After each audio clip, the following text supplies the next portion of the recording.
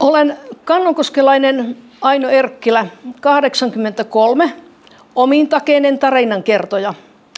Äitini suku on 1500-luvulla tullut Savosta Leppälän kylälle, isäni suku huomattavasti aikaisemmin Vuoskoskelle.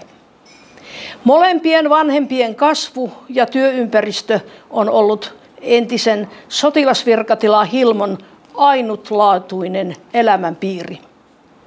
Tämän päivän tarinan kohde on Olkimäen tori. Muinaisina aikoina asukkaina seudulla ovat olleet lappalaiset. Emme tiedä, olivatko he saamelaisia, kun geenitutkimuksia ei ole tehty. Heitä ennen on ollut tällä seudulla asukkaita aikaisemmin. Keitä? Sitä emme tiedä. Hilmon pellolta Koiralahden alajuoksulta vuonna 1885 on löytynyt varhaisemmalta rautakaudelta oleva keihäänkärki. Se kertoo kaukaisesta ajasta ja ihmisten liikkumisesta seudulla. Mainittu ajanjakso on noin 500–550 vuotta ennen ajanlaskun alkua. Lappalaisten omistajana oli hämäläinen aateli isoista Hämeen kartanoista, aina Turun tuomiokirkon papistoon saakka. Lappalainen oli kauppatavaraa siinä kuin turkikset ja terva. Olkimäen tori oli tällainen kauppapaikka Kivijärven rannalla, muinaisen Vuoskosken yläjuoksulla, sotilasvirkatalo Hilmon Oravametsässä. Hämeen kartanot varustivat lappalaiset pyydyksin ja huolsivat heitä omaisuutenaan. Tarkemmin määrittämättömällä alueella täällä oli Kantalan tilan lappalaiset. Mistään en ole löytänyt mainintaa Kantalan talon sijainnista. Mutta tilan kalavedet olivat norr i botten, eli pohjassa, kuten tätä seutua tuolloin kutsuttiin. Villi arvaukseni on, että tila oli Sääksmäellä. Turun tuomiokirkolle lahjoitettiin tämä Kantalan tila vuonna 1390, pois sulkien maininnut oravametsät ja kalavedet. Lahjoittaja oli Magnus Katsin, syntyisin Hämeestä. Lahjoituksen hän kertoo tehneensä syntiensä anteeksi saamiseksi. Kuningas Kustaa Vaasa toi sotajoukkonsa Rautalammille Novgorodin ja Ruotsin rajalle rauhoittaakseen lappalaisten, hämäläisten ja savolaisten riitaisuuksia. Hän julisti erämaat itselleen, Ruotsin valtiolle ja Jumalalle kuuluvaksi vuonna 1542. Samalla hän toi luterilaisuuden ja nykyisen kirkon toiminnat seudulle ja sai katolisen kirkon varat käyttöönsä. Avasi rajan savolaisille ja hämäläisten kartanoiden metsästys- ja kalastusoikeus seudulla päättyi. Elettiin levotonta aikaa. Oli muun muassa lupa, että lappalaisen sai tappaa tavattaessa. Lappalaisista suurin osa oli lähtenyt Lapinmaahan, vaikka heille oli annettu oikeus 1411 maanlunastukseen.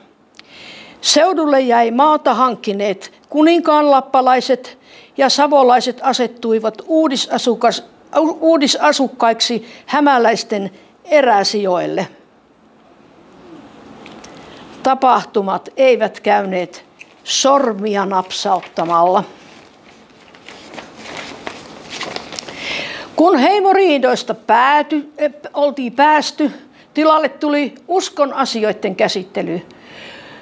Uskontojen osuus elämässämme on ollut merkittävä.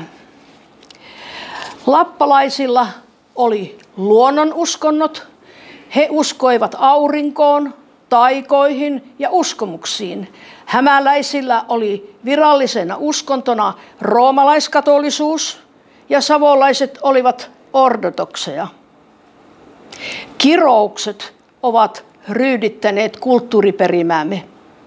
Meidän evankelis-luterilainen kirkko on Ruotsin valtakunnassa erotettu lopullisesti katolisesta kirkosta Västeråsin valtiopäivillä 1527 ja myöhemmin kirkkolain nojalla siitä tuli valtion kirkko.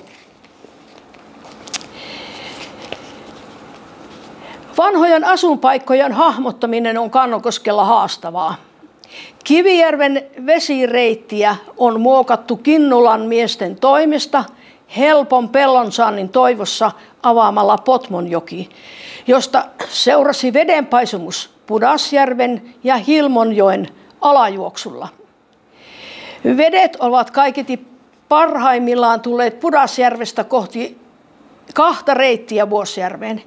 Pellonteosta innostuneena ja veteen pakahtuneena myös Vuosjärven ympäristön miehet avarsivat Huopanankoskea, minkä jäljet ovat vieläkin koskessa näkyvissä. Kivijärven reitin uudelleenjärjestely tapahtui autonomian aikana, eli siinä 1850-luvun tietämissä. Tälle peltojen lisäämiselle vahvan suosituksen antoi Venäjän vallan puustellina eli vuokraviljeltynä oleva Hilmo. Kaikki tämä muutos toisaalla sai aikaan sen, että varsinainen Vuoskoski kuihtui. Paikalla on vaatimaton koirapuro. Kivijärven pintalasti 2 metriä, vain Vuosjoki, jossa on Kämärinkoski, jäi säännösteltynä vesijuomaksi. Tämä ei riittänyt vedenhaltijalle. Nyt piti tehdä Hilmon vesivoimala ja kaivaa aivan uusi ura Kivijärvestä Vuosjärveen, eli Huhmaraadesta Varaseen.